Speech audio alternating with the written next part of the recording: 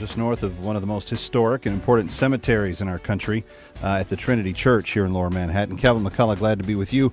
AFA today on AFR Talk, and if you're watching on the AFA channel, it's a big, beautiful skyline today. We've got gorgeous skies, perfect spring weather in the city today, and glad to be here. Okay, so much to get to. I can't believe how much news there is today, and I'm really just hold your horses, friends. We got a lot. We absolutely have a lot. Kevin McCullough is my name. 888-589-8840. 888-589-8840. This little tidbit came out yesterday. David Axelrod asked him yesterday, Rand Paul that is, about his view on abortion. And he said that while his personal belief is that life begins at conception, the country would have to reach a consensus point on the point before it could be made law. I don't especially like the personal religious belief language, but if pro-lifers insisted on candidates who knocked every answer out of the park, we wouldn't have very many. Paul is the lead sponsor at Life at Conception Act. Nothing wishy-washy about that, says Ramesh Panuru at National Review Online. But another blogger, Ala Pundit, in the link above in this story, asks whether Paul's concession to political reality will be a problem for him in the primaries. Let me just obliterate some confusion and amplify truth so that we can all pursue clarity. Senator Paul, there is no such thing as personal belief if you do not use the influence you have to change the law. You can give me all this garbage about, well, it's my personal belief, but until we have the consensus, we're not going to be able to change the law. Blah, blah, blah, blah, blah. I suppose that's what William Wilberforce should have said when he observed the great crime that slavery was in England. I'm sure he just said, well, I'm personally against it, but, it's the law, and until we get consensus, we can't really change it. I'm Senator Paul from Kentucky. My personal belief, I'm pro-life. Let me say this again, because obviously it's not sinking in. And we need that. We need to get that affiliate up in Virginia so that it hits the Capitol, so we can, actually throw these things right through the Senate windows. Here's what we've got to understand. If you say that you personally believe something, but you're not willing to say that you're going to work as the standard bearer to see it come to fruition, you don't really believe it. So I know you're all trying to play the game. Oh, well, there might be some middle-of-the-road voters out there. We can't be ticking them off with, all this, pro-life rhetoric. Actually, Senator Paul, you're Xing yourself out of the gene pool for the 2016 election. You just keep doing this kind of stuff. It's simple. You said in your own state that you believed that states should decide the marriage law. And then federal judges in your state, the state that you're the senator from, reached down and smacked the voters and said, nope, you don't get to decide it the way you want to. And we are still waiting to hear from you on the judicial overreach and how they abused the states' rights decision to overthrow the definition of marriage in your state. Senator Paul, we're waiting. We're waiting. I've put out feelers to you. I know that our colleague Steve Deace has put out feelers to you. There's probably other talk show hosts up and down the FM and AM dials that have put out feelers to you. We're waiting. Senator Paul, takes great courage to say, well, I have a personal religious belief that abortion is wrong. But until we have consensus, have you noticed how much he sounds like John Kerry in that? Well, I'm Catholic, and so, of course, we gotta say that abortion is always the killing of a human life. But I will tell you, I have no business telling a woman not to take that human life. Yeah, we got all of that in the, 2004 election cycle? Does Rand Paul mean to sound like John Kerry, or is he just doing this by accident? Anyway, This is probably one of those things where if you don't really want to tell the voters what you think, Mr. Paul, because you're going to bomb in the primaries if this is your strategy. Well, it's my personal religious belief, but I'm not willing to raise a single little pinky finger to try to change the law because until we have consensus, we can't do that. Really? Mr. Paul, Senator Paul, question from Kevin McCullough. And you can answer me in any way you wish. You could call the show, 888-589-8840. You can post it on Twitter. I'll stalk you on social media. We'll see if you respond that way. I'd really love to know, though, Senator Paul, if the federal government was launching drone strikes against Americans on American soil, would you be waiting for consensus? It's your personal belief that the Constitution does not allow drones to be attacked, to be attacking Americans in their homes. That's your personal belief. You did a filibuster on the floor of the Senate over that very issue. You stayed up all night long. You tried your very best to make sure that people understood that the federal government should not be sending drones to attack Americans on American soil. Why? Because you had a personal belief that that was not appropriate. And you didn't wait. You didn't sit there and go, well, I'm going to wait for consensus to see if we can get, can we get a 51% majority in here, please? No, you felt something passionately in your gut. Here's the truth, Mr. Paul.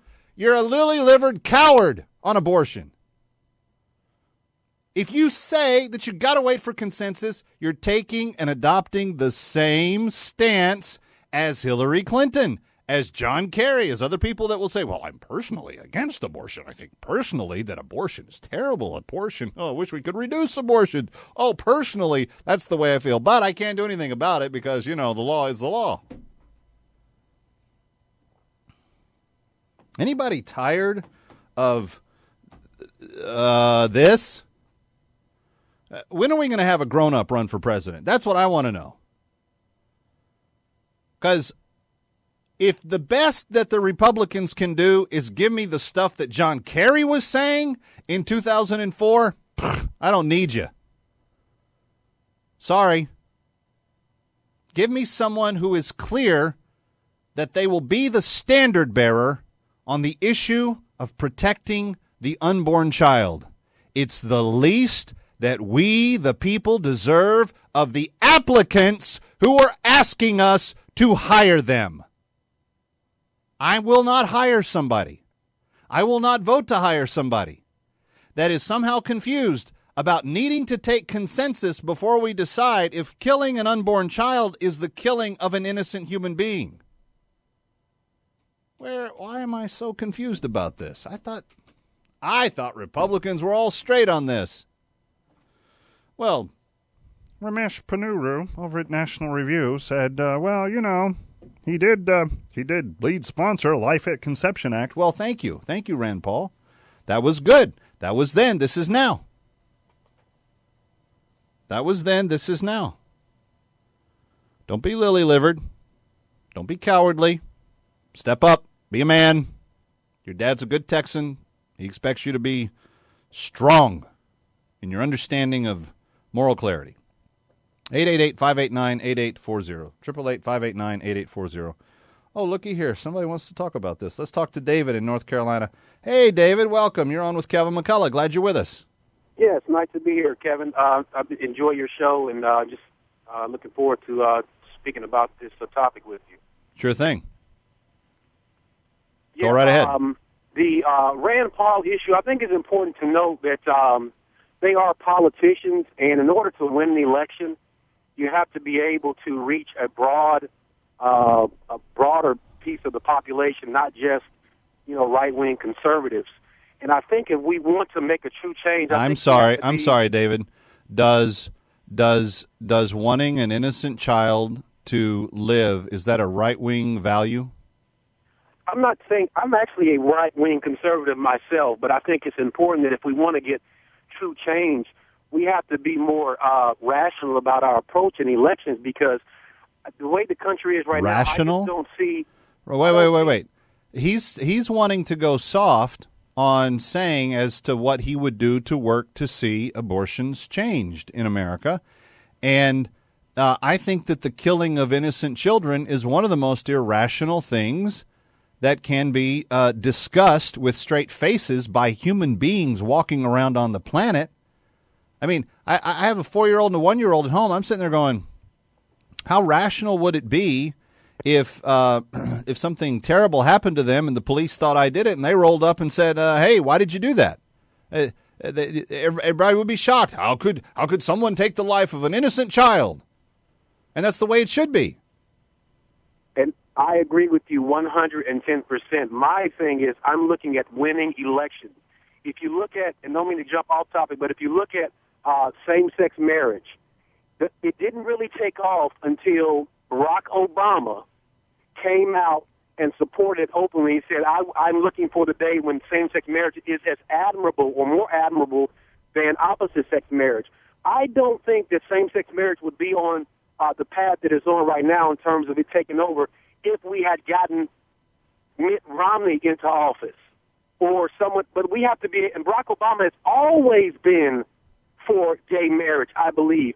But he, understanding the politics of it all, had to kind of coax it over and say, look, yeah, I support this thing, and he flat out lied. And I think what Rand Paul is saying is, look, I don't think that I'm going to be able to be voted in if I come out and just be staunchly against abortion. He has to tone down the rhetoric a little bit so that when he gets into office, we can make things happen. Because that's how Barack Obama has gotten elected twice, because he's been lying to the people. He's been covering up his true motives, right? But we, as Republicans and conservatives, we just say, hey, if you're not this guy, if you're not Rick Santorum, we're not voting for you. If you're not just coming out straight out. No, we have to be more rational in terms of understanding that it's politics.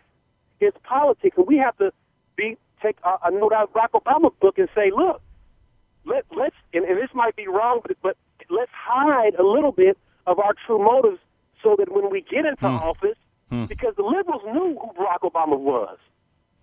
They knew who he was.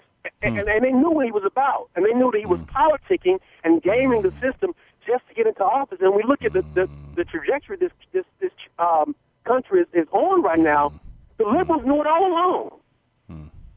But we're so, hey, you got to be totally against this. You got to be totally for this. If not, we're not voting for you. Let's get somebody in office who understands that, man, where this country is headed and ready to get it on the right track again. And I just don't think that an ultra-conservative, I'm just being reasonable here, an ultra-conservative who's just flat out against everything is going to be voted in. Right. Well, David, type of rhetoric. All right. Gave you a lot of time there, brother, and I appreciate your call. You're playing the liberals' game, and you're trying to convince me of it, and it's not working. You're saying we got to be reasonable. The rhetoric isn't unreasonable. The rhetoric that should be discussed, and if Rand Paul wasn't taking his cues from his handlers but actually understood the issue and could articulate it, and look, if a silly little talk show host like Kevin McCullough can do it, certainly a senator can, big, important senator. When they want to say something and frame you for it, you reframe the issue. When they say, you're against women's rights, no, you say no. I'm for the protection of innocent children's lives. No, David, I love you. I'm glad you listen to my show. Couldn't disagree with you more on the premise. McCain and Romney were more reasonable. They didn't embrace the social issues. They didn't push the marriage issue and you know what they had? Depressed turnout, and they lost elections. There were 36 million Christians that didn't vote. We don't need lily-livered people running and cowardly. We need strong leadership.